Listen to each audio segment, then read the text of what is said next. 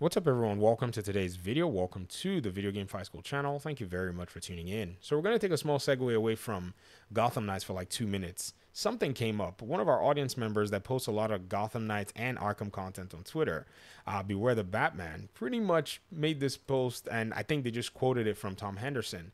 And it is about the Horizon Zero Dawn remake and remaster. And apparently this rumor is true. So for the most part, the rumor is true. Rumor could become untrue. No one is signing any documents or signing their, with their blood saying, oh yeah, this is sealed and this is going to be the truth. So for now, we got to take it with a little grain of salt, but it seems like as much as it may seem, the sources that are actually putting this out there are credible. Now, me in my tongue-in-cheek self, because for now I'm not feeling Sony and I'm not going to be feeling them for a long time, I went ahead and said it's probably an Xbox version at this point. And, I just had to throw a dig at the entire situation.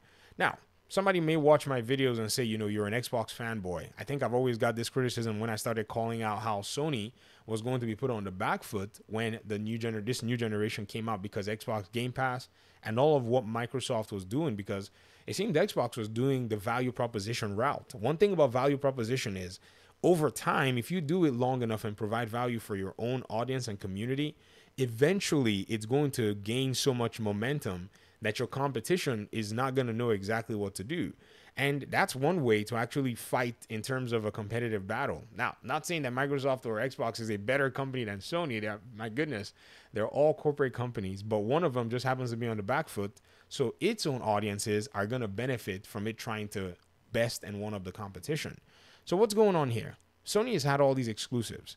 They've been able to leverage them to sell their consoles, but they cost a lot of money to make. Yes, they were able to get their investments, but in terms of making new exclusives now to justify this new PlayStation 5 console, Sony is not in a position, in my opinion, to start building a lot of these from ground up. So you're going to be seeing a lot of these remakes, remasters. I mean, if The Last of Us did not tell you anything, then, you better understand that that's basically what it's going to be. I would probably not be surprised if we got a Last of Us 2 remake, remaster. Even though the game is already going to be set for a PC release, and The Last of Us, the first one that was actually remade, is going to make its way to PC. Horizon Zero Dawn is already on PC, so you can already play the game at over 100 frames per second. You can use some PC, aspects to it. And so I wonder what they're even going to do with the PC version. Are they even going to bother? I don't think PC players are going to buy an upgrade of a game. Usually people don't do that, especially when they can run the game at really good frame rates. So what is this pressure that Microsoft is, indirectly putting on Sony? That value proposition comes from them buying and acquiring all these other studios that they're going to put on their platform. And it's not going to cost a lot of their gamers anything extra other than just a Game Pass subscription.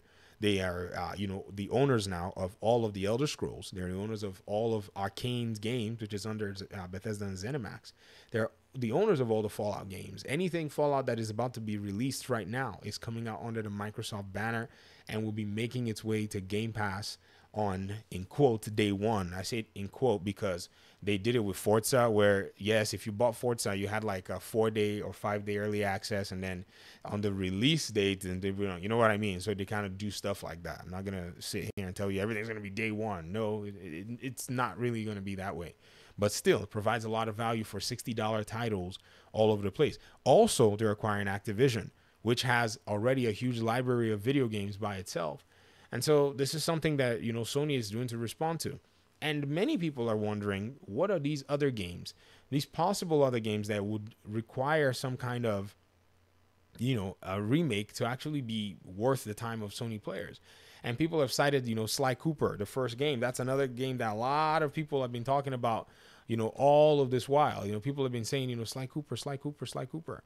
And the challenge with games like these is it depends on the licenses, it depends on the developers and where they stand. So many people are wanting Sucker Punch, because I don't know if you know, Sucker Punch Productions, was the company that actually released the Sly Cooper game, but they are probably working on another video game right now, which is, a continuation of Ghost of Tsushima. So that's a logical movement, or at least trying to get a PC version set up. And so Sly Cooper might not happen because it's probably easier to make a PC version and sell more copies of Ghost of Tsushima, or make a remake of Horizon Zero Dawn, because those are things that are within the range of those studios. And then there's also the conversation of possibly Bloodborne. Bloodborne is probably going to require a lot of jumping through the hoops, and I don't know if Sony is even going to want to do that to make a remaster and a 60 FPS version of the game. The reason I haven't played Bloodborne is because there's no 60 FPS version. Sorry, I'm spoiled.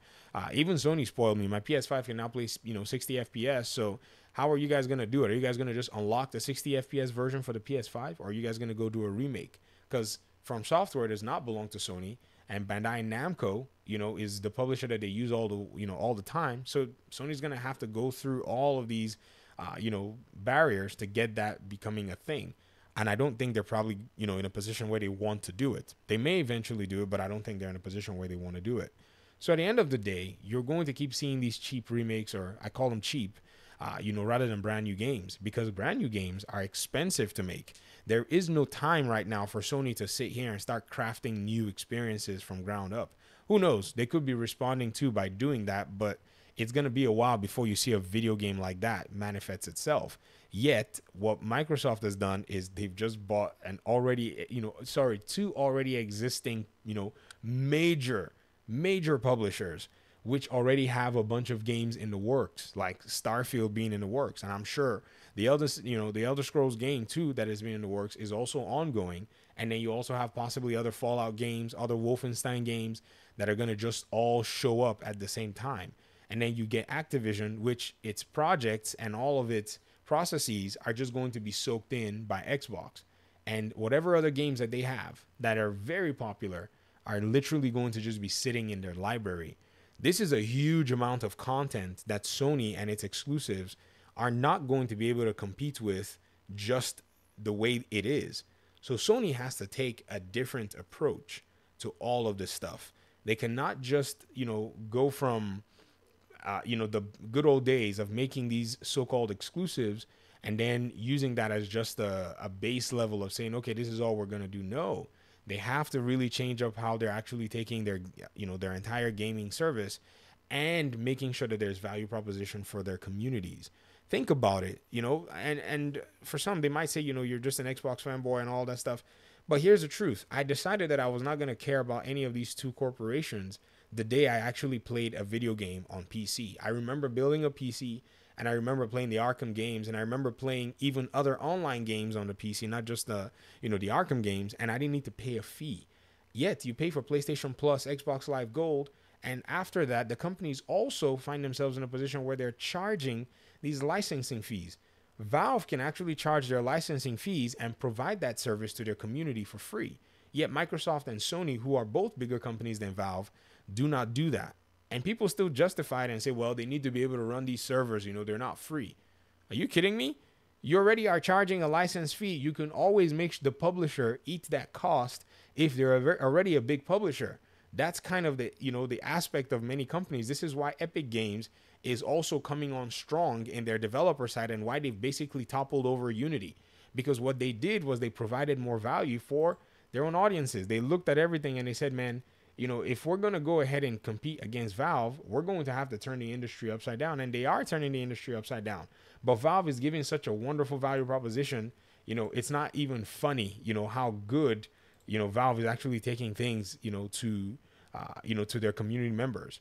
So I just wanted to go ahead and basically, talk about all of this stuff because I feel like, for anybody that may be expecting much from Sony, I just want to just let you know that that's probably not a good use of your time. Just watch the competition. If there's anything that, favors you and the way you play a game and the way you actually interact with your video games, I recommend that you actually follow through and maybe join or explore that platform or ecosystem. Don't get dogmatic about some company that doesn't seem to care about its own audiences anymore because you've made them rich. Once you make these corporations rich, all they have to do is start to chase money. So you guys already bought all of these millions of consoles from Sony. So, expect them to just take their time, enjoying their profits and not worrying. Now, y'all have not bought these millions of copies of Xboxes or units of Xboxes from Microsoft. So you're going to see Microsoft actually playing hardball. And that's what I think Sony right now is trying to mitigate. So let me hear your thoughts about all of this in the comment section. Thanks so much for watching the video. I really appreciate you guys' time and audience. And hopefully we'll talk pretty soon in another one. Peace out.